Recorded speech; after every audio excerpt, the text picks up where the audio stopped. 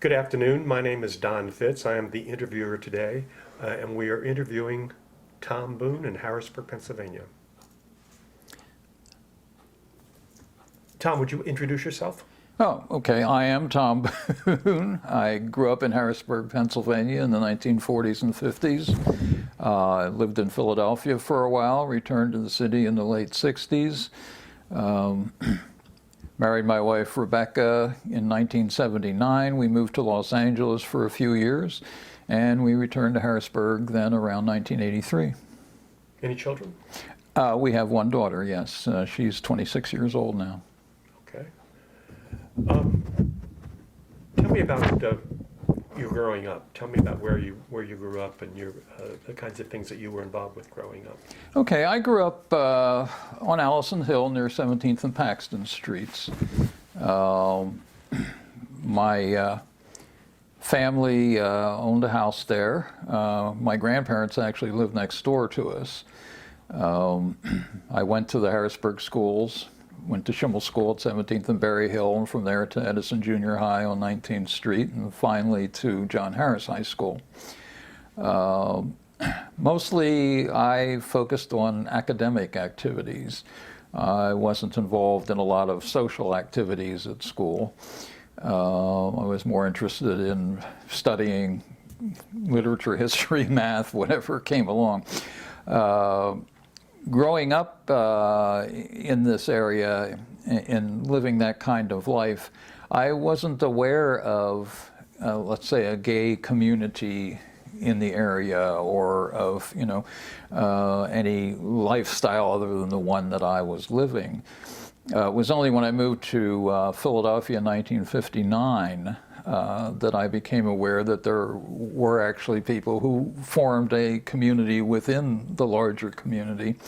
My first meetings with people who were gay occurred in places like the laundromat, where I would begin a conversation with somebody, and he would gradually indicate that, he was interested in meeting people, like-minded people, let's say.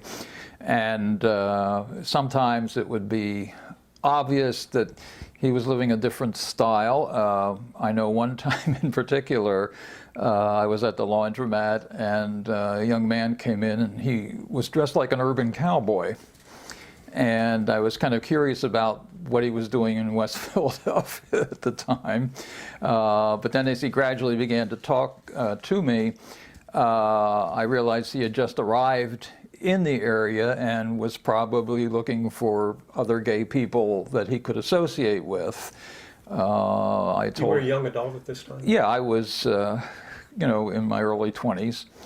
And so I said to him, well, I wasn't associated with anyone that, he may be looking for, but that, but that was the kind of early experience I had meeting gay people. What was your initial thoughts, your initial feelings about speaking with a gay person? Well, it wasn't. It wasn't so much he was gay. It was just interesting to me that, for instance, he said to me, he said, "Oh, do you like music?" Well, that's a pretty general question. I said, "Yes, I do like music." And he said, "Well," he said, "I have a pretty good record collection, and." I said, well, there are certain kinds of music. Oh, well, I like all kinds of music, so I'm sure I have what you would like. And that's when it occurred to me, oh, I guess he's trying to pick me up, And it was one of those interesting things. And I said, well, that's okay. I'm not, I've got other things to do. I didn't want to, turn him off by saying, hey, stay away from me. Whenever I encountered somebody in a situation like that, I usually just made up an excuse like, well, I've got to, run. I've got friends to meet or something like that. Or as soon as I'm done here, I got to get back to work. I just didn't want to, give the impression that I saw anything wrong with what he was doing. Actually, when I was in high school, I was interested in things like beat literature and whatnot. So in reading Allen Ginsberg and some other writers, I had some awareness that there were gay communities out there and what their interests were. And therefore, it didn't surprise me once I got to Philadelphia that I would run into people Now, like that. how did that fit in with the way you were raised?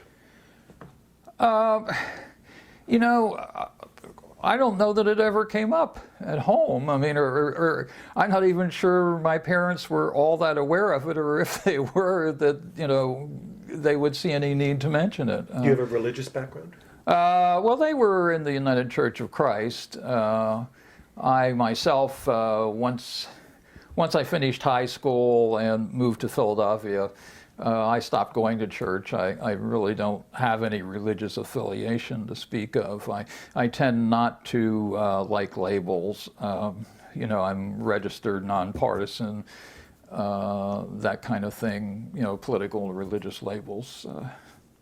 I just, you know, as far as whether or not the Bible says anything about gay people, it wouldn't matter to me. Because I wouldn't take it that seriously anyway if it was in the Bible. Not that, you know, I don't think there is some truth to the Bible, it's just that I know it's a political document that, you know, early on was agreed upon as the way to bring all the different Christian groups together. So whatever it might say about lifestyles, I mean, or, you know, prohibitions against any kind of behavior would not have any effect on me.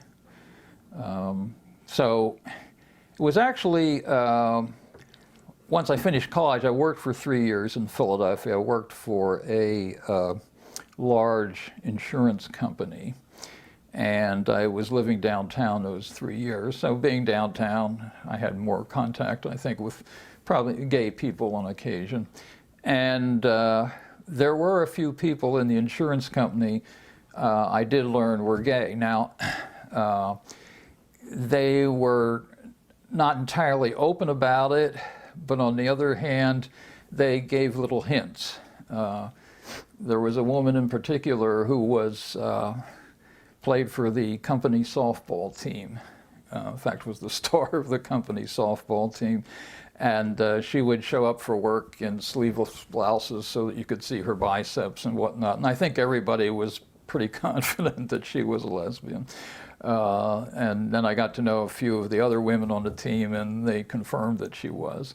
There was one section where I worked and for... how was she viewed in terms of the rest of the workforce?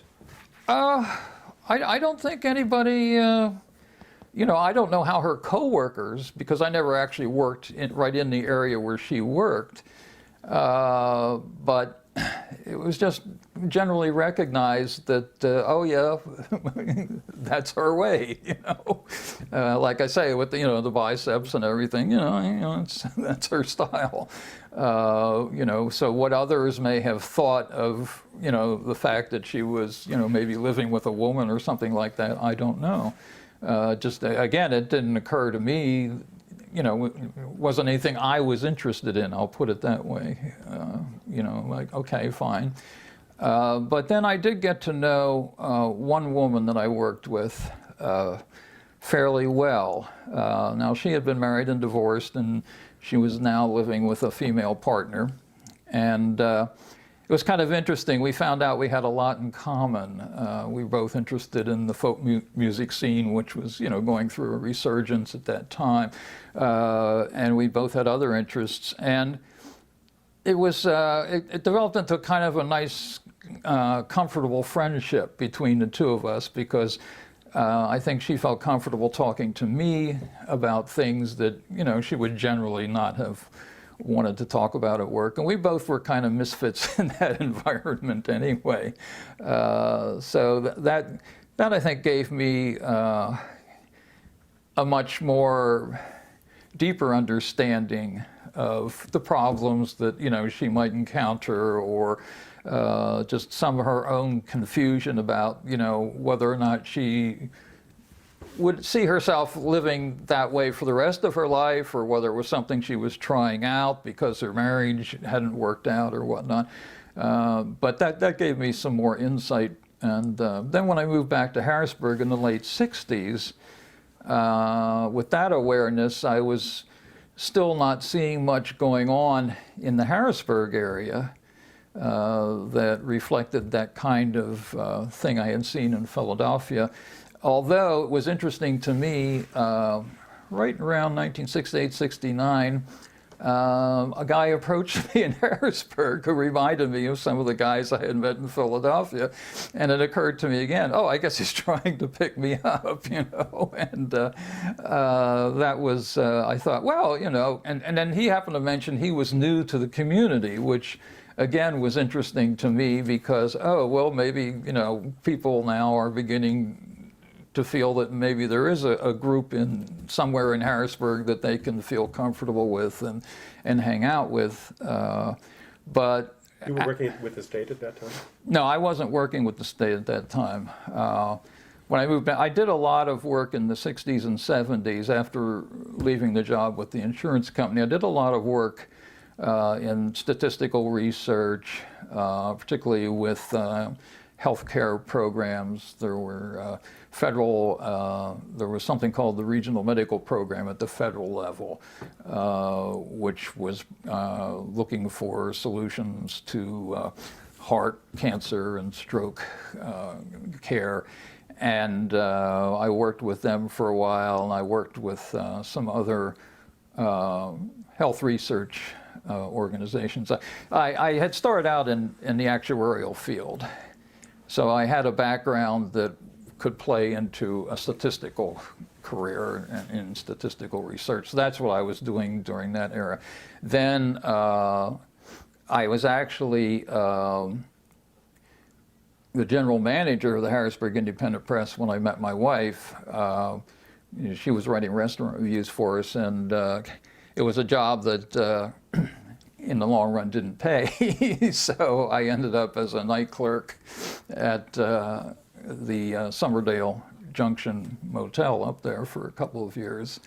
But anyway, it was through the Harrisburg Independent Press primarily, I think, that I again began to learn more about the gay community in Harrisburg. One of our sponsors was Ron Fink at the Gay Wall Gallery. And that was kind of a dropping in place for new members of the gay community in the area. They would tend to be referred to him as sort of the person who... And this was where? At the... Right down on Green Street. What was it called? It was called the Bare Wall Gallery. A gallery of... He just sold jewelry and craft items and whatnot. And he had a section in the back. He sold greeting cards, and there was a little section around the corner from the greeting cards where he had greeting cards that gay people would find of interest and or be more appropriate for them to send to their friends. And he always ran an ad. At that time, the Harrisburg Independent Press was being published. It was called Harrisburg, the Monthly News Magazine. And he always ran an ad with us. So every month I would go down to, you know, check on his ad and, learn a little bit from him about the area. I know one time I used to drop in and buy little gift items there to support him because he was supporting us. And one day he made the comment, I guess it was Father's Day was coming up, and he said, well, we're not much of a Father's Day shop here. Meaning, his customers wouldn't be that interested in items for Father's Day. But he, for a long time, was the, as I say, the referral point for new people in the community who wanted to find out, where they would be welcome with other gay people. And also then at the same time that was going on, I was helping out with the distribution of the Harrisburg area Women's News, which had, it was addressed feminist concerns, and one of the things that was developing within that group, and which I never quite got a full understanding of, but because I knew a few of the women who were involved, and the women I knew were heterosexual, but there was also another clique within that organization, which was more of lesbian-centered group, which was kind of interesting. You know, they were at first suspicious of any guys who were interested in helping out. Both the straight and the gay women? Well, they had their suspicions of the straight women as well, but particularly of men who were it was kind of interesting. The location where we had the Harrisburg Independent Press was on the second floor of the same building where they had a room on the third floor, and at times they would just sort of they would make comments about the women who were working with us at the Harrisburg Independent Press, but. They would say, "Oh, there you go." They would imply that they were traitors, or what, oh, you're going to help out those guys, or that's the sort of thing we're trying to get away from, and here you are, and I know. These were gay women referring to straight women? To straight women who were helping us out on the Independent Press, and but at the same time, I did. Through my friends, help them out with some activities that they came to pretty much accept me as being an okay guy, because I followed orders. I didn't come in and try to direct anything. I just was there with, okay, that's what you want to do. Here, I'll help you do that. And in fact, one of the lesbians in the group said, "Tom, you're a real prince," which I suppose was a compliment. I don't know, but anyway, so that was my experience with the community in this area up to the late 70s. Then when Rebecca and I got married, we moved to Los Angeles for 3 years, and then coming back in the 1980s, I don't think there was much what I would call development in terms of, oh yeah, things are a lot more open now or anything like that. It just seemed to me that things were pretty much where they were when we left in terms of the gay community. And what actually brought it more to my attention, even with working with the state, I didn't meet any people whom I could look at and say, oh, okay, yeah, I understand, that this person's gay. I mean, it just didn't seem to be something that was brought up, and whether that was concern about, jobs or whatever, I don't know. But it was actually through our daughter that we became much more involved with the gay community activities, because she was in theater, and she met friends who were gay. And what struck me about it was, and particularly by the time she was in middle school and high school, in the from the late 90s till the 2000s, was the fact that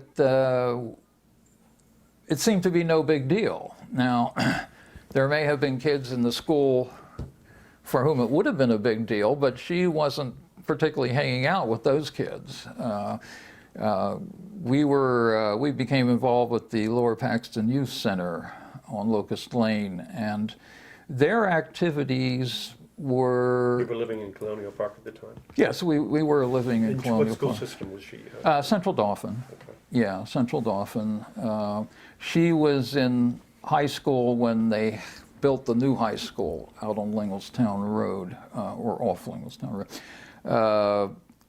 She had gone to she went to Phillips Elementary, which is kind of, there's a split within the Central Dauphin School District between Central Dauphin East and Central Dauphin. And I often say it's almost as if Locust Lane and Union Deposit Road, or the Mason-Dixon line or something, with those two communities, that they're serving the northern part of the district versus the southern part of the district.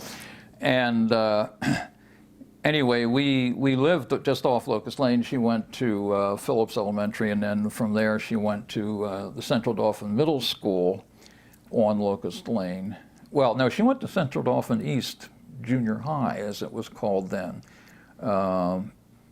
But because she lived on this borderline, they ended up sending her to Central Dauphin High School, even though she had gone to East in junior high.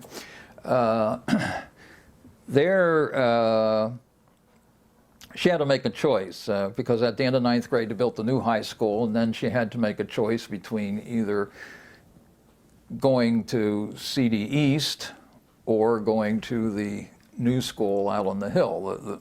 They were giving the kids who were in ninth grade that choice. She ended up going to the school out on the hill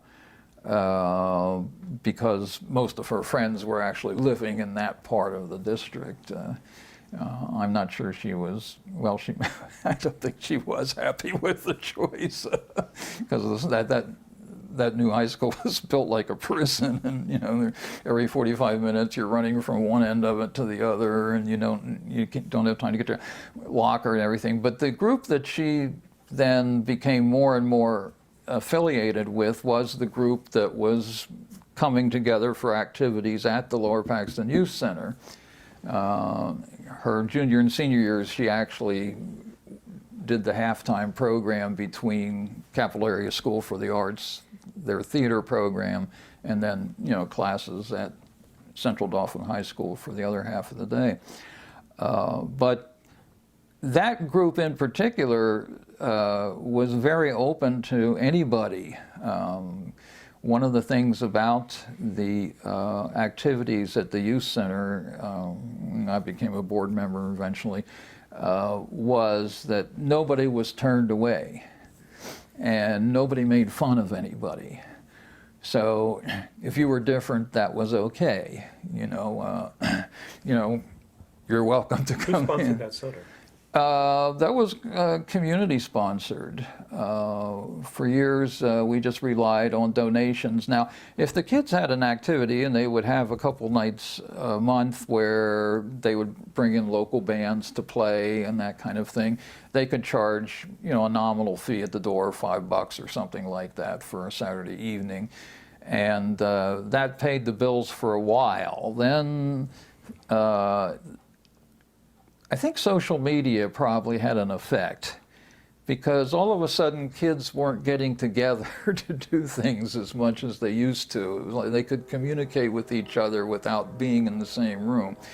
And we began to notice a drop-off. There was a particularly active group, and it was the group that was in my daughter's senior class at Central Dauphin, and when they left, there was not another group ready to step up and take over for them.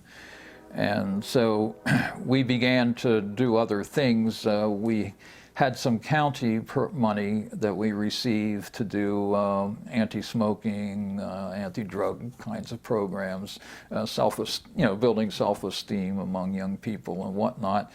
And that happened to lead to our having a 21st century community learning center at Swat-Ara Middle School for 3 years. That's a federal program that was run through the Department of Education in Pennsylvania.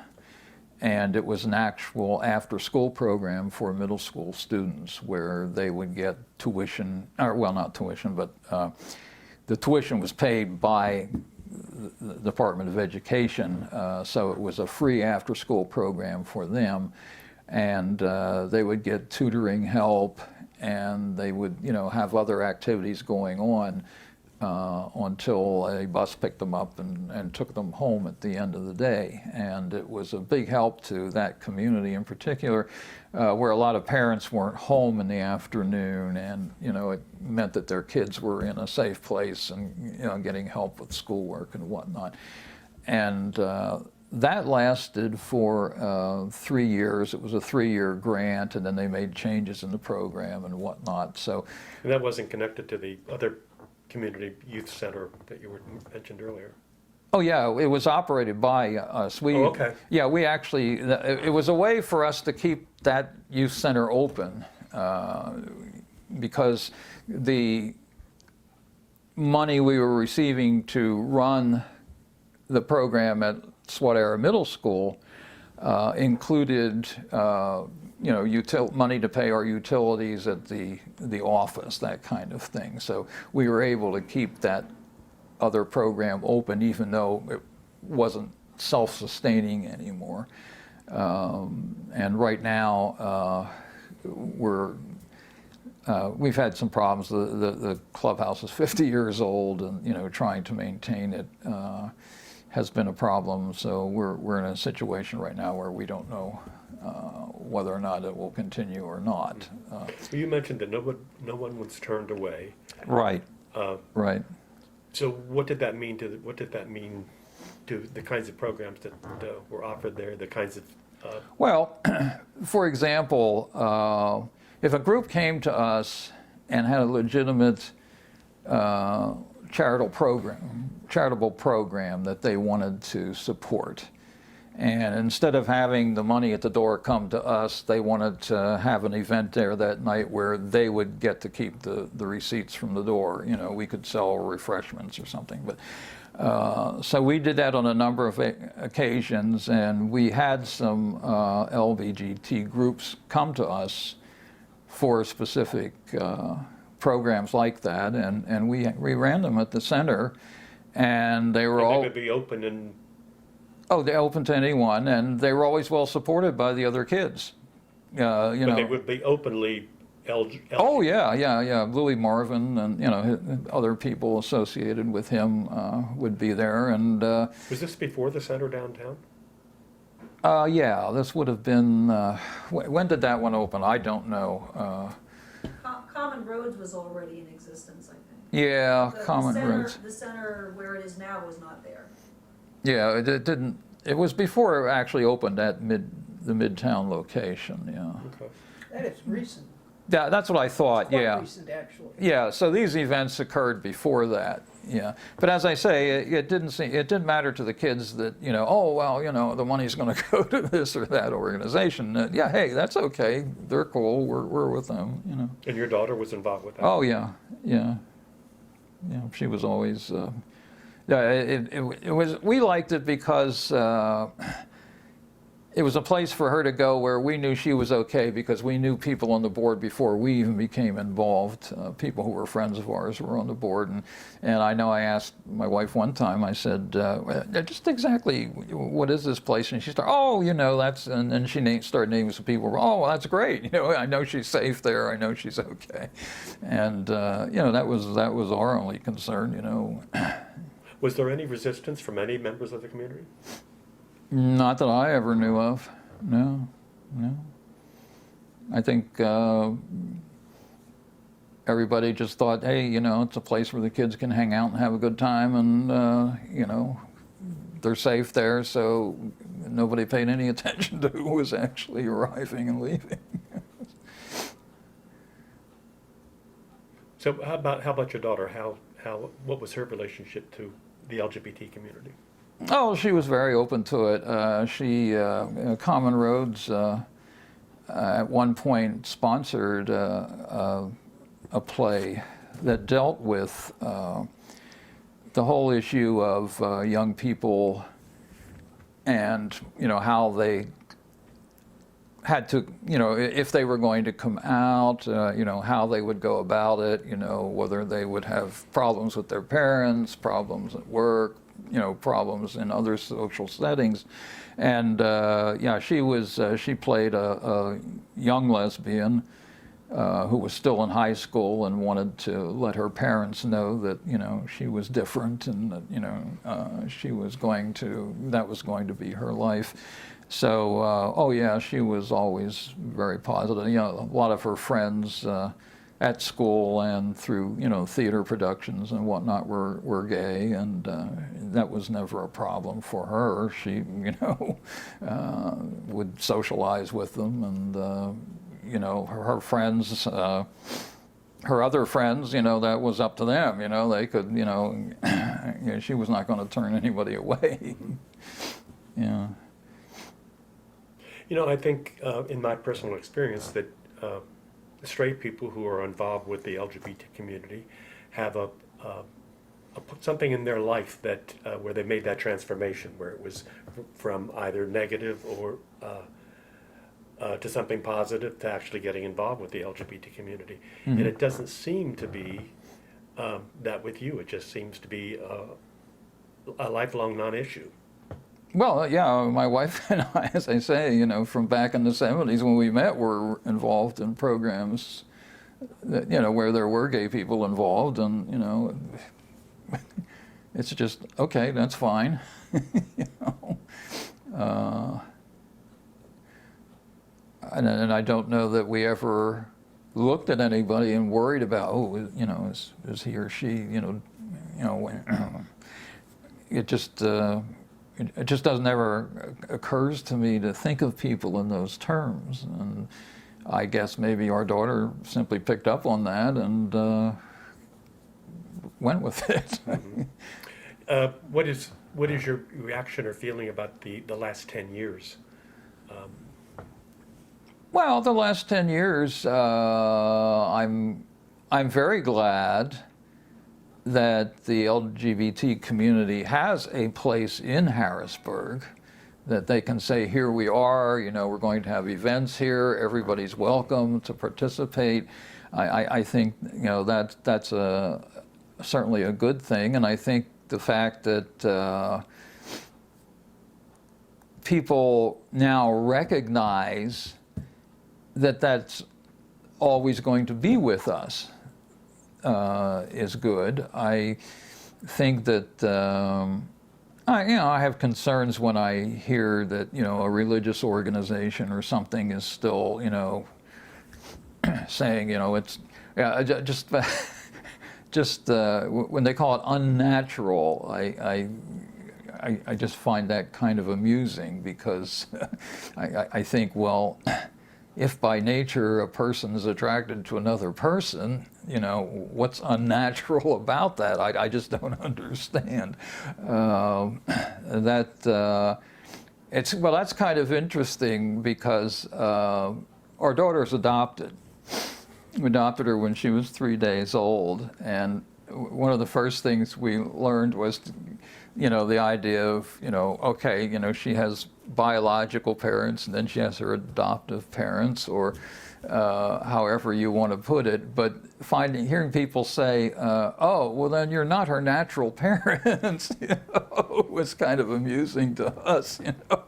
We go, what's unnatural about, you know, she's been with us since she was 3 days old. What's unnatural about it is she has another pair out here who, you know, are not with her, you know. It's like, but yeah, that's, you know, so we always use the expression, you know, birth parents or biological parents when we refer to those. But yeah, it's kind of the same thing, you know. It's just like, you know, this idea that you have natural parents and, you know, natural relationships with other people and unnatural. I mean, to me, unnatural would have a much more sinister, exploitive sound to it than just a gay relationship. You know. You were talking about programming at the youth center, and that gay kids wanted to have some programming there. How did their programming differ from the rest of the kids? It didn't. Now, one of the things that they would do sometimes is they would bring in lecturers or whatnot. I mean, you know, from the ACLU or from other organizations, and they would present ideas that might be new to some of the kids who were there. And I'm sure that just interacting, you know, knowing that the particular program was being staged for the purpose of supporting a particular group, probably was something that maybe sparked the curiosity of some of the kids who came to attend. And then there were certainly people representing that organization there that they could talk to. But as far as the actual events themselves, they were the same as any of the other These were all teenagers? Yeah, yeah. And I mean, sometimes young adults, college age, would come in. But, you know, they would have the bands and, you know, any other kinds of things going on. Now, they might, you know, between one band set and the next band set, they might, get up and, talk about what they are, who they are, and, the money for this event is going to support us, and what we're trying to do is reach out to the community and have them aware of us and, interact and that kind of thing. So, I mean, it was like the kids that were coming there were not, oh, wow, I didn't realize these people were going to be, You never saw any of it. No, there was never anything like that. I would suspect that in some communities around here, the parents would have an issue with that. Oh, I'm sure they would. I know just before I joined the board was the first time they wanted to bring in a speaker from the ACLU. And I think that there were some people who had been involved. See, this youth center was a successor organization to a community group that had operated this property for about 40 years. The property had been donated by someone who lived in Colonial Park back in the early 1960s. And it was there, and they had a lot of sports programs, and they had, families could come and hold events on this property. And I think as time went by, there were plenty of other opportunities in the community for that type of thing, and it just was falling into disuse. And somebody said, well, who's getting the most out of it? And they said, well, the kids programs, those teenagers seem to, still want to do this stuff. And then it became reincorporated as the Lower Paxton Youth Center. Now, I would guess that, back prior to that last 10 years, there would have been families in the community who would certainly have been concerned about having, some gay group come in and hold some event there, particularly as a fundraiser or something. But once they turned it over, they didn't seem to pay much more attention to it. Mm-hmm. And as I say, there were times when, I guess somebody must have questioned the idea of, say, having somebody from the ACLU come in and speak to the kids. But at the same time... Why would they question that? Because, again, you have to look at the neighborhood. Harrisburg, in the 1950s, there was a white flight to the West Shore. And then when Camp Hill and New Cumberland started to fill up, then they had to go east. So a lot of the families that moved into that Colonial Park area in those days probably would have had issues with any number of groups that would want to have used that property. And probably because the ACLU would support the rights of those groups, there were probably still a few people in the community who, when that issue came up, decided, oh, well, I don't know that we want that. But actually, the most active young person in that group in our student advisory council at that time had just won an award from the ACLU. And clearly everybody was very supportive of her and said, yeah, we're going to have this guy come in. And there may have been a few parents that decided they didn't want their kids going there anymore, so I don't know.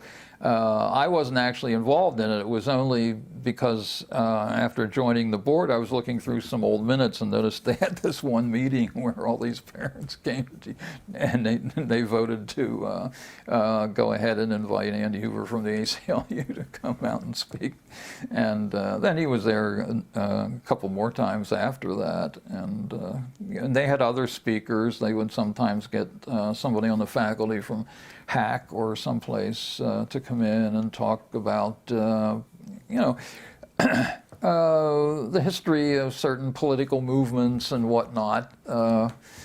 And I think some of the kids, that was maybe their first exposure to a lot of things that went on, before they were born maybe, or when they were very young and weren't ever aware of what it all meant. But yeah, there was never, when I was affiliated with them, any big concern about anybody coming in. Is there anything that surprised you in the last 10 years that, as it relates to the LGBT community? Well, the only thing would be on the national level, I do find it interesting how quickly marriage is being approved in so many different states. Some states where I would not have expected it to happen, you know, and yeah, well, we're still waiting, but yeah. But no, I mean, seriously, and I think that's been reflected in surveys when they do surveys of, let's say, an earlier generation as opposed to our daughter's generation. You know that, you know. So what do you think of this? And what do I care? You know, you know, if they want to do that, that's fine. It's not affecting me in any way. I mean, you can just go back and look at, you know, an earlier generation where, you know, the same issues would have been raised by biracial marriages, you know, the whole thing, and, you know, we got past that, and then we're getting past this, so, yeah. So you don't see it as a threat to your marriage?